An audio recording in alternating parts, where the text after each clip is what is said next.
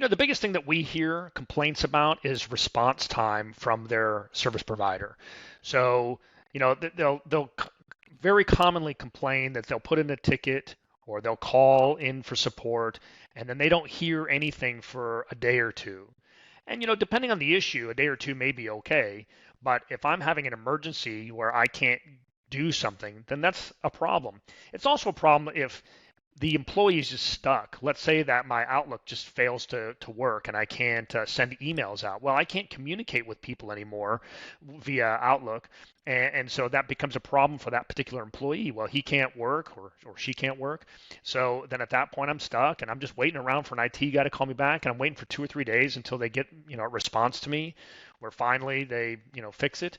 That's the number one complaint that we hear is response Mm. time. So I would definitely check to see call records, check with references to make sure that they can do it. The next thing is going to be their expertise level and making sure that it covers whatever the business needs.